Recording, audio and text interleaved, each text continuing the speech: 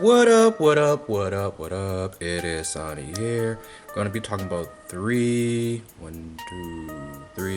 animes, which is Black Clover, One Punch Man, and Diamond No Ace. Now, Diamond No Ace, as I said in the past video, I did read the manga up to a certain point. So did I with One Punch Man, so I already know what's gonna happen now. But the one I haven't is Black Clover, so I mean that one's still a mystery-ish, even though you can see where it's going, and then a whole pretty much you can see the whole story. So first I'm just talking about the One Punch Man, seeing how last week's got pushed and it finally came out this week, and that's the tennis tournament, whatever. But it was just pretty much Saitama saved, I think it was his name was Siru, pretty much saved him, and then after that, he told him about the higher monster that was stronger than the one he just defeated. And he was like, "I'll be right back," and then he defeated him also. And I think the funny part of that whole thing is how he's saying, "Oh, I just found a hero, and now the hero that saved me is gonna die." Then he just comes back out of nowhere, and then he asks to be his disciple, and he's like, "No." Because he already has one already. He does not need another one. That would just be like how many disciples would you need? He already has his whole house filled up with King usually comes over, then it's Genos, then it's him, and then it's what's that girl's name? The one, I can't remember her name, but yeah, she's always there apparently now. So it's like more and more people is getting filled up in his small little house, which I can understand when he would say no. I mean, he also says no because even though he really didn't take Genos as a disciple, he's still there, so he just pretty much just went with the flow. But once you start taking on more and more, then it's going to feel like how I think her name was Fubuki, I can't remember her name, but yeah, so it'd be like how she pretty much took people and she was stopping people from moving up to the next rank and whatnot and so forth. Next is Diamond No Ace.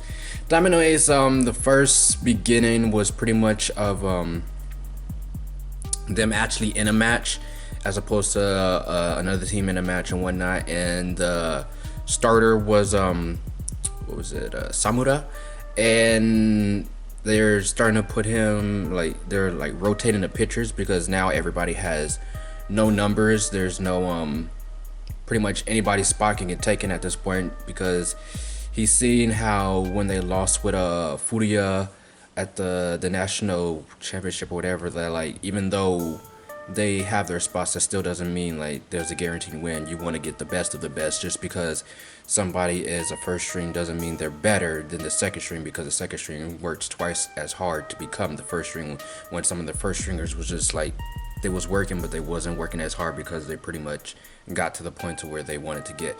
There are a couple people who are in that first string who still keeps working to pretty much get better, but there's also some that just pretty much whatever's for that point. So they had Samura. He pitched, I believe, all the way to the 6th inning, and there was no score or anything. And then after that, they had Furia come in as the relief pitcher and pretty much just dominated the whole thing. And then, oh yeah, this is what we came to see, blah blah blah. It's all Furia. But yeah, so that's where it's going right now. And then the second half was just a match between two other people, well, not two, but two other teams, and it's pretty much telling you how they're progressing and whatnot. But there's really no point to really get into that, because by the next episode it's just going to be something else anyway. So that's all for that one. Last one is Black Clover. So the end of, I think, last week's is when there was pretty much, I believe they ended the backstory episodes and whatnot. So this one was pretty much telling everybody that got picked for the Royal Knights, they had to go get go to a hall or something, and they met the new captain and whatnot and so forth. But the thing that I found that was weird about this whole thing, they had everybody, doesn't matter what rank or status or guild you're from, you're all one little group of elites, but everybody got their uniforms, right? And then Asta had his uniform. It's pretty much, I would say chest height, pretty much like his cape that he has now. And he was like, he was like, my outfit looks different than everybody else because the outfit is a it's a high magic resistant outfit, which you think he would need considering how he has no magic whatsoever. So anything that can help with magic resistance would be greatly appreciated. But no, they put it to that length, and then they said they ran out of material. And it's like, how did you run out of material? Then they said, oh, we have additional people that's joining the squad also. I think we had maybe three more people that entered the squad, but I think it's kind of messed up how they got priority over him when he took the test to get in, and those three people didn't take the test. One was a captain, and the other two, I believe, was from Golden Dawn, I believe. But I still think it's kind of messed up how they was able to get a full robe and all of that, considering that one is a captain at that. Why would a captain need high magic resistance? You're strong enough as it is, so why couldn't you just give it to somebody who's still learning, doesn't have any magic whatsoever? Everything has to be hand-to-hand combat or sword combat. Still to understand that they gotta have some reasoning behind that. Like, it's safe to say it restricts his movement, because considering how he has to run around and all of that, and usually the mages, they just fly around and they shoot and whatnot, because granted the thing is more like a robe, so it doesn't have as much mobility as he has now. But they should have said something like that as opposed to, oh, we just ran out of material. That just seemed like you really didn't even bother trying to even make it seem okay about the whole thing. And then Asta was like his little screaming voice or whatnot. But yeah, I just hope they do something better in the next time. I doubt they will, but yeah, it's all about right now. But consider how is overpowered now, Asta has to catch up when Asta thought he caught up, and then it just went a whole pretty much 180 and whatnot. So that's all for that. And then since today is, I think, Wednesday, I think today is Wednesday, I don't know, there are two new animes that came out, which is Tate no Yusha, and freak is the other anime that came out today? Tate no Yusha. Oh, and well, I really don't talk about this one, but it's Kinjin no Manga.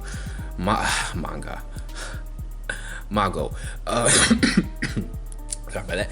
But yeah, I will be doing a video about the Tate no Yusha. I might just throw the Kinjin in there. But we'll see how those two roll, because I remember what happened in the last two previous episodes of those two. So that is all for this video. But as I said before, I am getting into Grand Theft Auto roleplay. I actually found a server that I do want to start in now. So I've been pretty much like testing the waters and so forth, and seeing how everything works, because every server has their own different type of commands and everything. You have to like configure your laptop or computer to all of that. Some people use controllers, and some people use mouse, but controllers are easier to use when you're driving as opposed to using a mouse, because I was driving in a car with a mouse and I kept crashing everywhere, and it's a little bit difficult. I would say it's a learning process, if anything, but I think if I keep doing it, I'll get there. But so far I think I paid about maybe 30 minutes to an hour of it, just like testing it out, running around. I haven't really interacted with anybody, so I haven't had a chance to do my voice that I am planning on doing, because I'm not going to do my normal voice for that. I actually found the perfect voice for the character, so hopefully I can like keep up that voice, because it does hurt after a while, because changing your voices does not always suit your voice. Sometimes it just hurts, it irritates your throat and whatnot. So that is all for this. I will be putting the link of my Twitch down there also, since I am going to be starting to do that more often now. I don't know when I'm gonna start streaming it, because I want to like get more into it, but I don't want to also like not get super into it without streaming. So I might actually do it today, because I'm off today, so I might as well at least get some type of experience in interacting with other people. And I still got to figure out how to interact with other people. There is like a push to talk on there, but since I haven't interacted with nobody, I don't know if that push to talk works, or do I have to change to another keybind or something like that. And I'm using a headset as opposed to a bunch of other people who use like those big old mics and whatnot. I just want to pretty much test it out. If in the long run it becomes better, then I'll get one of those bigger mics, but right now a headset can suffice for me because it's not that big of a deal for me right now. But that is all for this video. This is Sanni saying sayonara.